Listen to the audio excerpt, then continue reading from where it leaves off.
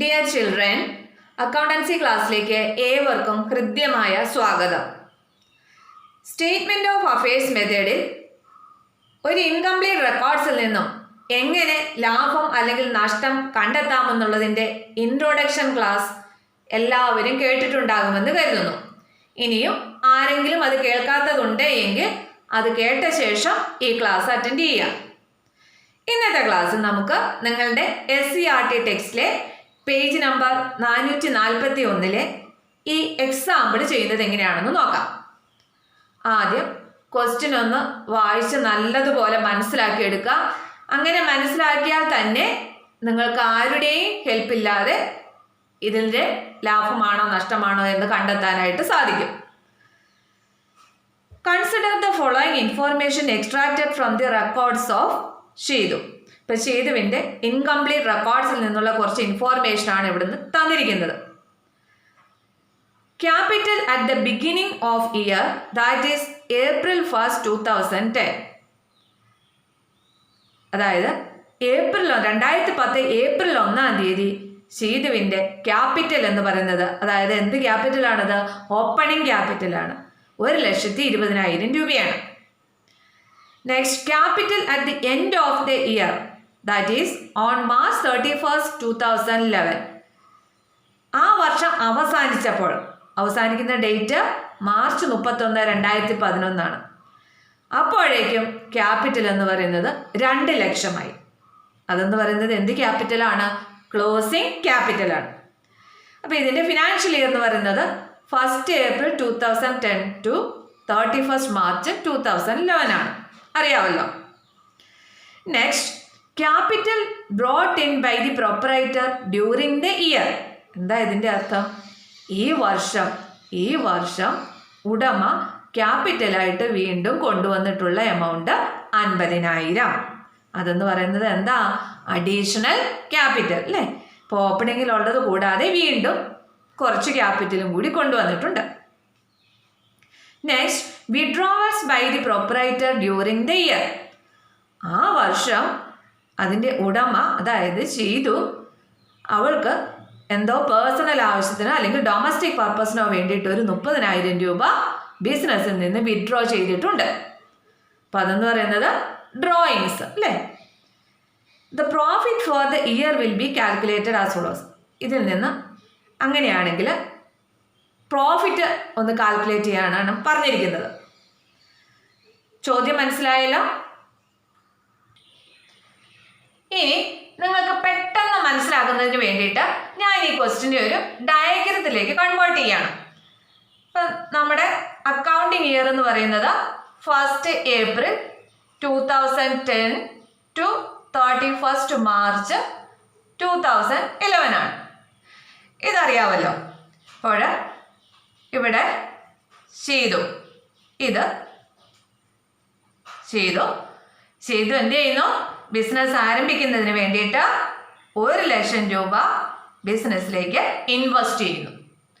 അപ്പം ഇതെന്ന് പറയുന്നത് എന്താണ്? ബിസിനസ്സിൻ്റെ ആരംഭത്തിൽ കൊണ്ടുവന്നിരിക്കുന്ന ക്യാപിറ്റലാണ് അല്ലേ?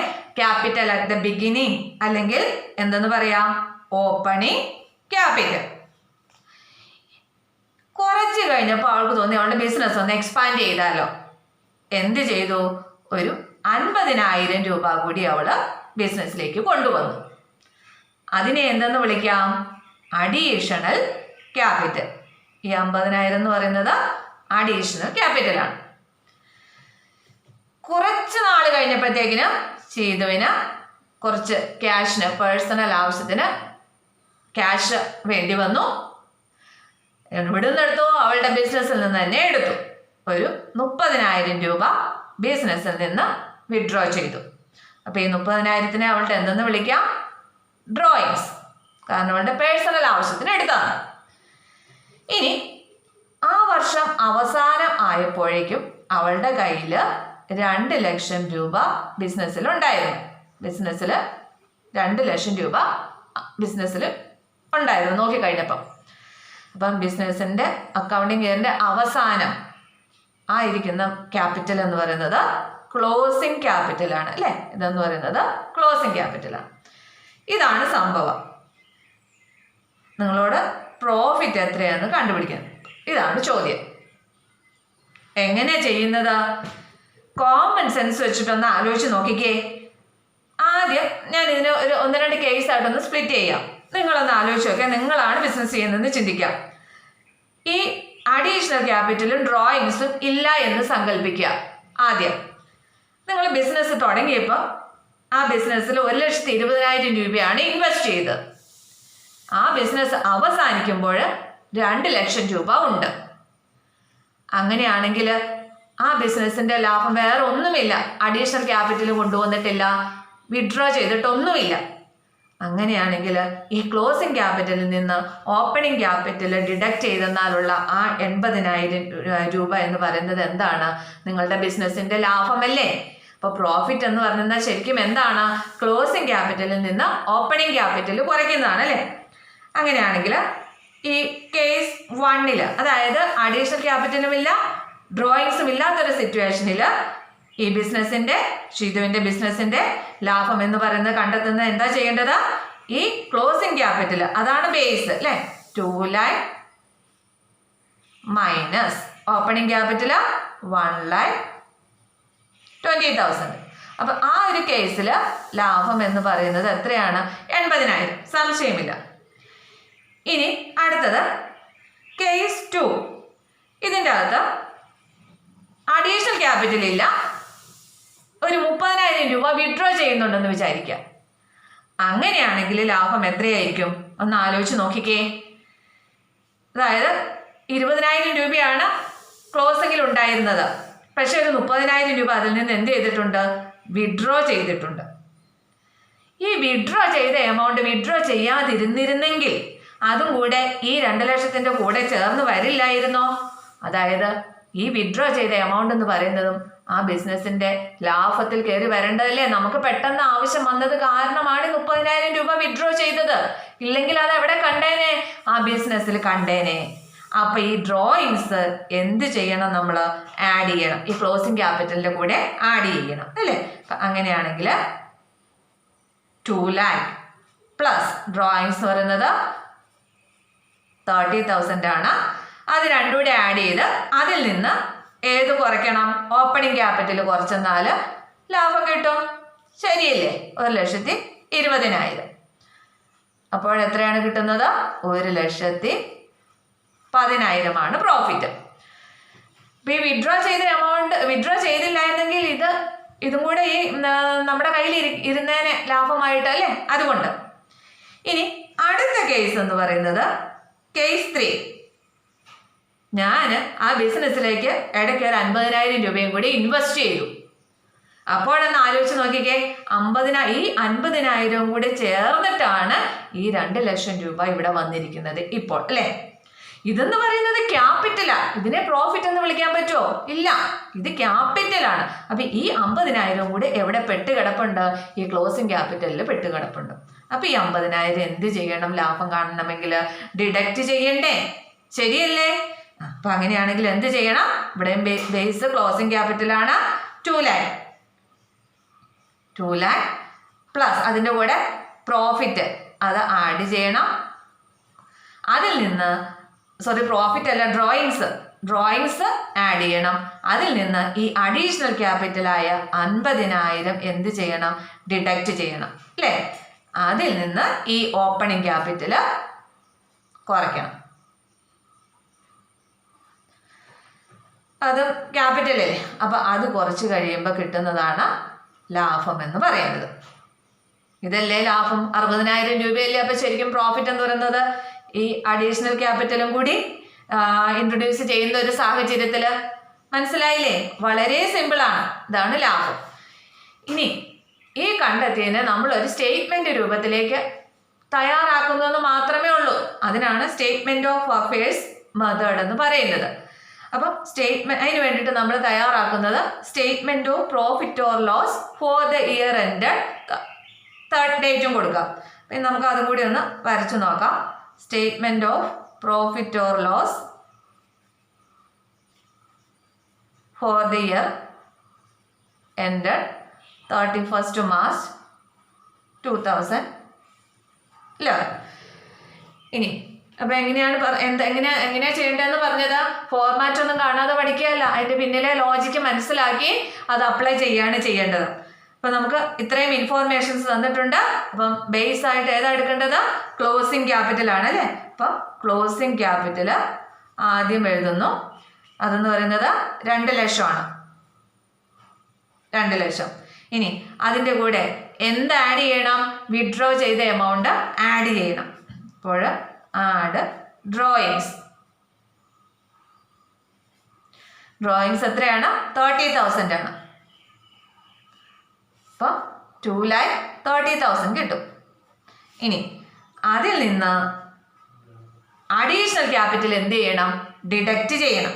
അഡീഷണൽ ക്യാപിറ്റൽ 50,000 ആണ്. അത് ഡിഡക്റ്റ് ചെയ്യുമ്പോൾ 1,80,000 എന്ന് കിട്ടും. ഇനി ഈ ക്യാപിറ്റലിനെ വിളിക്കുന്ന പേര് അഡ്ജസ്റ്റഡ് ക്യാപിറ്റൽ എന്നാണ് കേട്ടോ. അപ്പോൾ അതിൻ്റെ നേരെ അഡ്ജസ്റ്റഡ് ക്യാപിറ്റൽ എന്നൊന്ന് എഴുതുക. ഇതാണ് അഡ്ജസ്റ്റഡ് ക്യാപിറ്റൽ. അതായത് ക്ലോസിംഗ് ക്യാപിറ്റലിൽ നിന്ന് ഡ്രോയിങ്സും അഡീഷണൽ ക്യാപിറ്റലും ഒക്കെ അഡ്ജസ്റ്റ് ചെയ്ത ശേഷം കിട്ടുന്ന ക്യാപിറ്റൽ, അതിനാണ് അഡ്ജസ്റ്റഡ് ക്യാപിറ്റൽ എന്ന് പറയുന്നത്. അതിൻ്റെ നേരെ അഡ്ജസ്റ്റഡ് ക്യാപിറ്റൽ എന്ന് എഴുതണം. ഇനി എന്ത് ചെയ്താൽ മതി? ഇതിൽ നിന്ന് ഓപ്പണിംഗ് ക്യാപിറ്റൽ ഡിഡക്റ്റ് ചെയ്താൽ മതി. Opening capital less opening capital. Opening capital 1,20,000. കുറച്ച് കഴിയുമ്പോൾ എത്രയാണ് വരുന്നത്? 60,000. കണ്ടോ, ഇവിടെ കിട്ടിയത് തന്നെയല്ലേ ഇവിടെ കിട്ടുന്നത്. ഇങ്ങനെയാണ് സ്റ്റേറ്റ്മെന്റ് ഓഫ് അഫയേഴ്സ് മെത്തേഡിൽ പ്രോഫിറ്റ് ഓർ ലോസ് കണ്ടുപിടിക്കുന്നത്. മനസ്സിലായില്ലേ? ഇനി ഇത് തന്നെ, ഇതിപ്പോൾ പ്രോഫിറ്റ് ആണ്. അപ്പോൾ ഇതിൻ്റെ നേരെ നമ്മൾ എന്തെന്ന് കൊടുത്തേക്കാം? ഇതെന്ന് പറയുന്നത് പ്രോഫിറ്റ് ആണ് കേട്ടോ. കാരണം ഇവിടെ മൈനസ് ഒന്നും അല്ലല്ലോ, പ്ലസ് ഫിഗർ അല്ലേ. 1,80,000 നിന്ന് 1,20,000 അല്ലേ. ഇപ്പോൾ പ്ലസ് 60,000 ആണ്, പ്രോഫിറ്റ് ആണ്.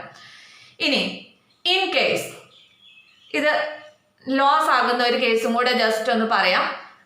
അതായത് ഇവിടെ 1,20,000 പകരം ഇൻവെസ്റ്റ് ചെയ്യുന്ന ക്യാപിറ്റൽ എന്ന് പറയുന്നത്, അതായത് ഓപ്പണിങ്ങിലുള്ള ക്യാപിറ്റൽ 1,90,000 ആണെന്നൊന്ന് വിചാരിക്കാം.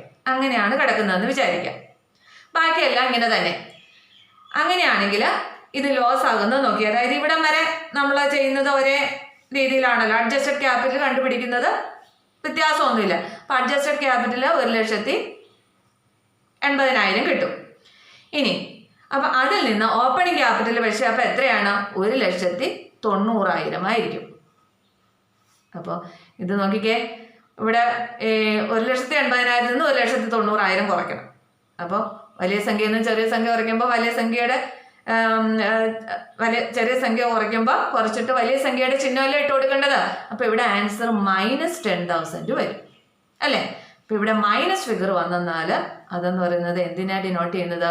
ലോസ് ആണ് കേട്ടോ. അതെന്ന് പറയുന്നത് ലോസ് ആണ്. മൈനസ് ആണെങ്കിൽ ആൻസറിന്റെ നേരെ എന്തെന്ന് കൊടുക്കണം? പ്രോഫിറ്റിന് പകരം ലോസ് എന്ന് കൊടുത്തോളണം. ക്ലിയർ? കണ്ടോ, ഇങ്ങനെ തന്നെയാണ് ഇവിടെയും ചെയ്തിട്ടിരിക്കുന്നത്. നിങ്ങൾ നോട്ട്ബുക്കിൽ ചെയ്യുമ്പോൾ ഇതുപോലെ കോളമൊക്കെ വരച്ച് വൃത്തിക്ക് എല്ലാം കംപ്ലീറ്റ് ആയിട്ട് എഴുതി വേണം എഴുതാനായിട്ട്. ഇനി ഈ ഇല്ലസ്ട്രേഷൻ 1 ചെയ്യുന്നതും കൂടി നോക്കാം. ഇതെന്ന് പറഞ്ഞാൽ ഏറ്റവും സിമ്പിളായിട്ടുള്ള ഒരു ക്വസ്റ്റ്യൻ ആണ്. എല്ലാ ഇൻഫോർമേഷനും ഡയറക്റ്റ് തന്നിട്ട് നിങ്ങളോട് ലാഭമാണോ നഷ്ടമാണോ എന്ന് കണ്ടുപിടിക്കാനാണ് പറഞ്ഞിരിക്കുന്നത്. പക്ഷേ എക്സാമിന് എല്ലായ്പ്പോഴും ഇത്രയും എളുപ്പത്തിൽ ക്വസ്റ്റ്യൻ ചോദിക്കണമെന്നില്ല. ഇപ്പം ഇതിൻ്റെ അകത്ത് ഓപ്പണിംഗ് ക്യാപിറ്റലും ക്ലോസിംഗ് ക്യാപിറ്റലും ഒക്കെ തന്നിട്ടുണ്ടായിരുന്നു.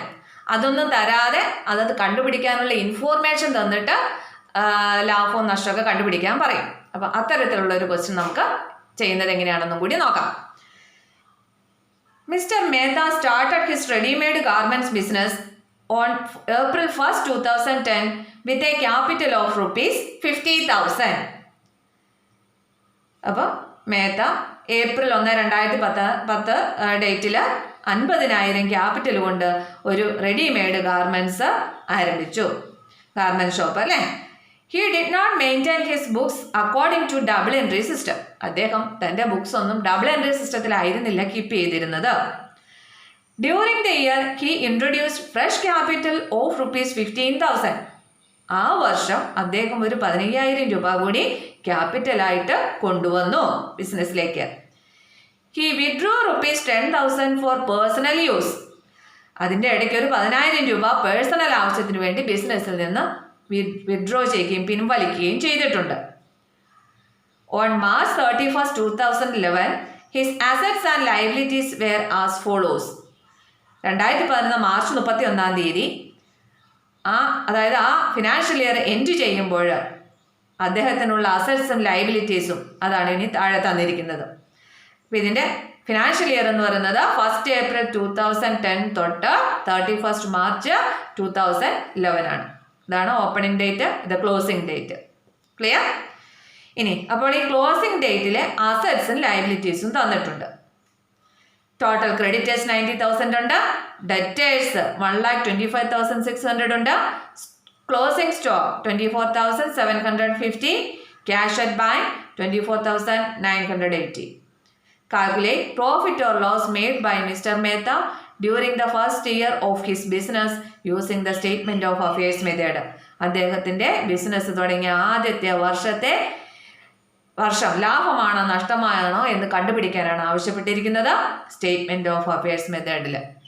ക്ലിയർ? ക്വസ്റ്റ്യൻ നല്ലതുപോലെ മനസ്സിലാക്കി എടുക്കുക. ഈ ഒരു ക്വസ്റ്റ്യനിലും കൂടി ഞാൻ ഇതിനെ ഒന്ന് ഡയഗ്രാം ആയിട്ടൊന്ന് കൺവേർട്ട് ചെയ്യുകയാണ്. നോക്കിക്കേ, ഇത് മേത്ത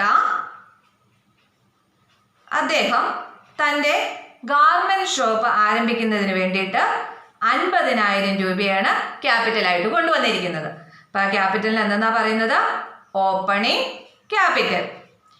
ഇനി കുറച്ച് നാൾ കഴിഞ്ഞപ്പോൾ തൻ്റെ ഗാർമെന്റ് ഷോപ്പിൽ കുറച്ച് നവീകരണമൊക്കെ വരുത്തണം. അതിന് വേണ്ടിയിട്ട് അദ്ദേഹം ഒരു 15,000 രൂപ കൂടി തൻ്റെ ബിസിനസ്സിലേക്ക് ഇൻവെസ്റ്റ് ചെയ്തു. അതിന് വിളിക്കുന്ന പേര് അഡീഷണൽ ക്യാപിറ്റൽ. പിന്നെയും കുറച്ച് നാൾ കഴിഞ്ഞപ്പോൾ അദ്ദേഹത്തിന് പേഴ്സണൽ ആവശ്യത്തിന് വേണ്ടിയിട്ട് ഒരു 10,000 രൂപ വേണ്ടി വന്നു. എവിടെ നിന്നാണ് എടുക്കുന്നത്? അദ്ദേഹത്തിന് തന്നെ ബിസിനസ്സിൽ നിന്നല്ലേ എടുക്കാൻ പറ്റുള്ളൂ. അങ്ങനെ ഒരു 10,000 രൂപ തൻ്റെ ബിസിനസ്സിൽ നിന്ന് വിഡ്രോ ചെയ്തു. അപ്പോൾ ഈ 10,000 എന്ന് പറയുന്നത് അദ്ദേഹത്തിൻ്റെ ഡ്രോയിങ്സ്.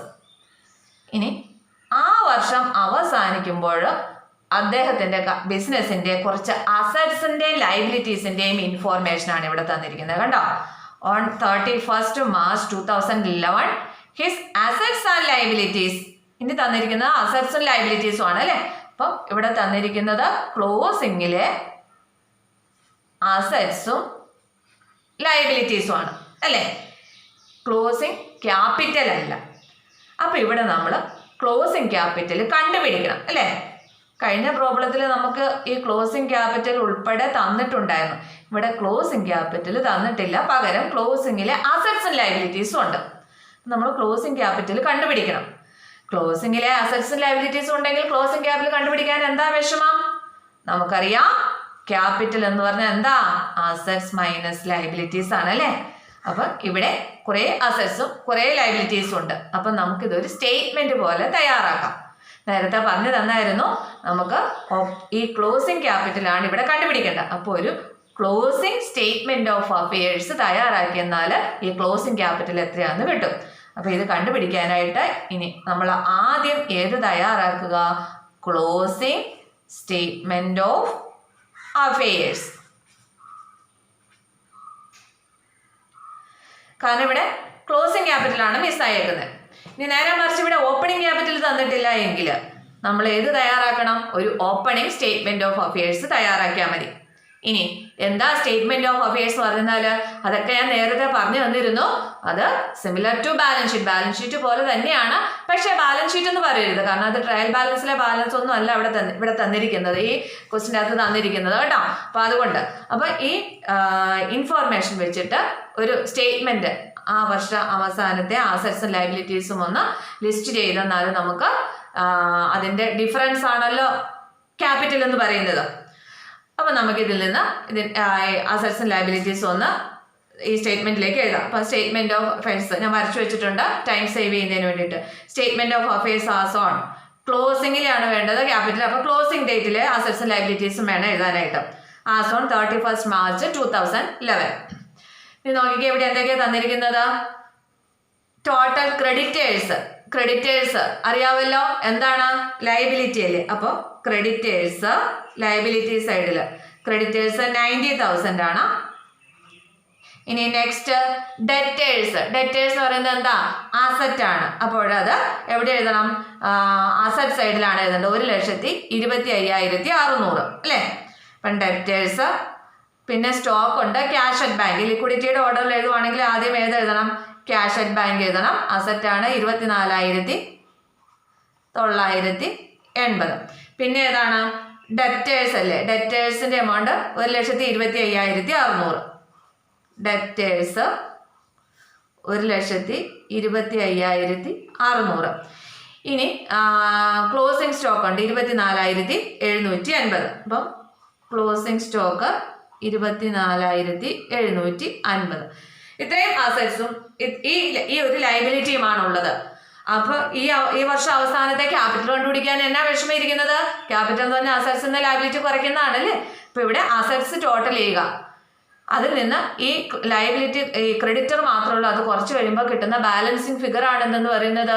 ക്യാപിറ്റൽ എന്ന് പറയുന്നത്. അപ്പൊ ഈ സൈഡ് ടോട്ടൽ ചെയ്യുക. ടോട്ടൽ ചെയ്യുമ്പോൾ 1,75,330 കിട്ടും. അപ്പൊ അത് തന്നെ ഇങ്ങോട്ടും എഴുതണം, 1,75,330. അപ്പൊ അതിൽ നിന്ന് ആകെയുള്ള ലയബിലിറ്റി ഇവിടെ സൺട്രി ക്രെഡിറ്റർ ആയ 90,000 ആണ്. അത് കുറച്ച് കഴിയുമ്പോൾ കിട്ടുന്ന ഫിഗർ അതെന്ന് പറയുന്നത് എത്രയാണ്? 85,330. ഇത് എന്താണിത്? ക്യാപിറ്റൽ ആണ്. ക്യാപിറ്റൽ അതെന്ന് പറയുന്നത്, അതായത് ഇത് കിട്ടിയത് എങ്ങനെയാണ്? ഇതത് ബാലൻസ് ചെയ്യുമ്പോൾ കിട്ടുന്ന ഫിഗർ ആണ് കേട്ടോ. ഇതാണ് നമ്മൾ കണ്ടുപിടിച്ചതാണ്. അപ്പൊ എത്രയാണ്? 85,330 ആണ് ക്ലോസിംഗ് ക്യാപിറ്റൽ. അപ്പം ക്ലോസിംഗ് ക്യാപിറ്റൽ എങ്ങനെയാണ് നമ്മൾ കണ്ടുപിടിച്ചത്? ക്ലോസിംഗ് ഡേറ്റിലെ ഒരു സ്റ്റേറ്റ്മെന്റ് ഓഫ് അഫയേഴ്സ് തയ്യാറാക്കി. അതായത് ക്ലോസിംഗ് ഡേറ്റിലെ അസറ്റ്സും ലയബിലിറ്റീസും ഈ സ്റ്റേറ്റ്മെന്റിലേക്ക് ലിസ്റ്റ് ചെയ്തിട്ട് അത് തമ്മിലുള്ള ഡിഫറൻസ്, അതാണ് എന്തായിട്ട് വരുന്നത്? ക്ലോസിംഗ് ക്യാപിറ്റൽ ആയിട്ട് വരുന്നത്.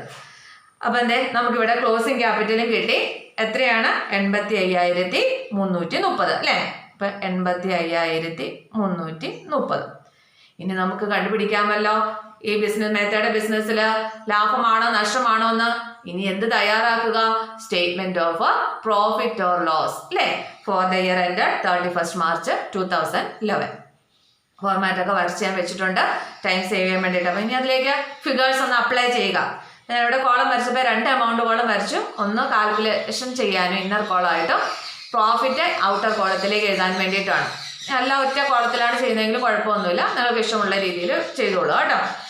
അപ്പം പറഞ്ഞു തന്നിട്ടുണ്ട് എന്താ ചെയ്യേണ്ടത്. ആദ്യം ക്ലോസിംഗ് ക്യാപിറ്റൽ ആണ് അല്ലേ? ക്ലോസിംഗ് ക്യാപിറ്റൽ ആണ് ബേസ്. ഇവിടെ ക്ലോസിംഗ് ക്യാപിറ്റൽ എന്ന് നമ്മൾ കണ്ടുപിടിച്ചു. എത്രയാണ്? 85,330 ആണ്. അപ്പൊ 85,330. ഇനി അതിൻ്റെ കൂടെ ഡ്രോയിങ്സ് എന്ത് ചെയ്യണം? ആഡ് ചെയ്യണം. ഇവിടെ വിഡ്രോ ചെയ്ത എമൗണ്ട് എത്രയാണ്? 10,000 ആണ്. അപ്പം ഡ്രോയിങ്സ് 10,000 ആഡ് ചെയ്യുന്നു. അപ്പോൾ 95,330 കിട്ടുന്നു. ഇനി അതിൽ നിന്ന് അഡീഷണൽ ക്യാപിറ്റൽ എന്ത് ചെയ്യണം? ഡിഡക്റ്റ് ചെയ്യണം. അഡീഷണൽ ക്യാപിറ്റൽ എന്ന് പറയുന്നത് 15,000 ആണ്. അപ്പൊ ഈ 15,000 ലെസ് ചെയ്യണം. Less additional capital. അത് കുറയ്ക്കുമ്പോൾ 80,330. ഇതിനെ എന്തെന്നാ വിളിക്കുന്നത്? ഇതിന് പറയുന്ന പേരെന്തെന്നാണ്? അഡ്ജസ്റ്റഡ് ക്യാപിറ്റൽ അല്ലേ? Adjusted capital. അതിന്റെ നേരെ ഇങ്ങനെ അഡ്ജസ്റ്റഡ് ക്യാപിറ്റൽ എന്ന് കൊടുക്കുക. ഇനി എന്ത് ചെയ്യണം? ലാഭം കാണണമെങ്കിൽ ഇതിൽ നിന്ന് ഓപ്പണിംഗ് ക്യാപിറ്റൽ കുറയ്ക്കണം. ഓപ്പണിംഗ് ക്യാപിറ്റൽ എത്രയാണ്? 50,000 ആണ്. അപ്പോൾ ഈ ഓപ്പണിംഗ് ക്യാപിറ്റലായ 50,000 ഡിഡക്റ്റ് ചെയ്യുന്നു. അപ്പൊ ഇവിടെ 80,330 നിന്ന് 50,000 കുറയ്ക്കുകയാണ്. അപ്പൊ ഫിഗർ എന്ന് പറയുന്നത് പോസിറ്റീവ് ആണ്. അപ്പൊ റിസൾട്ട് എന്ന് പറയുന്നത് എന്താണ്? പ്രോഫിറ്റ് ആണ്. ആൻസർ ഈ കോളത്തിലേക്ക് എടുത്തെഴുതുന്നു, മാറ്റി എഴുതും. പ്രോഫിറ്റ്. അപ്പൊ പ്രോഫിറ്റ് അതെന്ന് പറയുന്നത് എന്താണ്? പ്രോഫിറ്റ് ആണ് 30,330. ഇങ്ങനെയാണ് ഈ ക്വസ്റ്റ്യൻ ചെയ്യുന്നത്. അപ്പം ഇതിന്റെ ലോജിക്ക് മനസ്സിലാക്കി പഠിക്കുകയാണ് വേണ്ടത്, അല്ലാതെ ബൈ ഹാർട്ട് ചെയ്യുകയല്ല വേണ്ടത്. അപ്പൊ അതിനാണ് ഇൻട്രൊഡക്ഷൻ ക്ലാസ്സും ഈ ഡയഗ്രമാറ്റിക് ആയിട്ടൊക്കെ പ്രസന്റ് ചെയ്ത് പഠിപ്പിച്ചത്. അപ്പം ഇത് നോക്കിക്കേ, ടെക്സ്റ്റിനകത്തും ഇങ്ങനെ തന്നെയാണ് ചെയ്തിട്ടിരിക്കുന്നത് കണ്ടോ. Book of Mehta, statement of affairs as on March 31st, 2011 കണ്ടോ. ക്ലോസിംഗ് ക്യാപിറ്റൽ കണ്ടുപിടിച്ചിരിക്കുന്ന ബാലൻസിങ് ഫിഗർ. അപ്പോൾ ഇവിടെ ഓപ്പണിംഗ് ക്യാപിറ്റൽ തന്നിട്ടുണ്ട്. അപ്പോൾ ഓപ്പണിംഗ് ക്യാപിറ്റലും തന്നിട്ടില്ല എങ്കിൽ ഓപ്പണിംഗിൽ അസറ്റ്സും ലയബിലിറ്റീസും തന്നിട്ടുണ്ടാവും. അപ്പോൾ എന്ത് തയ്യാറാക്കുക? ഒരു ഓപ്പണിംഗ് സ്റ്റേറ്റ്മെന്റ് ഓഫ് അഫയേഴ്സ്, അതായത് ഓപ്പണിംഗിലെ അസറ്റ്സും ലയബിലിറ്റീസും വെച്ചിട്ട് ഒരു സ്റ്റേറ്റ്മെന്റ് ഓഫ് അഫയേഴ്സ് തയ്യാറാക്കി അതിൽ നിന്ന് ഓപ്പണിംഗ് ക്യാപിറ്റൽ കണ്ടെത്തണം. എന്നിട്ട് വേണം ചെയ്യാനായിട്ട്. അപ്പോൾ അത് ക്വസ്റ്റിനകത്ത് ഇല്ല എങ്കിൽ നമ്മളത് ആദ്യം കണ്ടുപിടിക്കണം. എന്നിട്ട് വേണം ഈ statement of profit or loss തയ്യാറാക്കാനായിട്ട്. അപ്പോൾ ഫോർമാറ്റിൽ എല്ലാം ചെയ്യുക. 30,300 ഇങ്ങനെയാണ്. അപ്പോൾ ഇനിയുള്ള ക്വസ്റ്റ്യൻ എന്ന് പറയുന്നത് നമ്മൾ ഓപ്പണിംഗ് ക്യാപിറ്റലും ക്ലോസിംഗ് ക്യാപിറ്റലും കണ്ടുപിടിക്കേണ്ടതുണ്ട്. അത് നമുക്ക് അടുത്ത ദിവസം ചെയ്യാം. അപ്പോൾ ഇന്നത്തെ ക്ലാസ്സിൽ ഇത്രയും മതി. എല്ലാവർക്കും മനസ്സിലായി കാണുമെന്ന് കരുതുന്നു. Okay, thank you.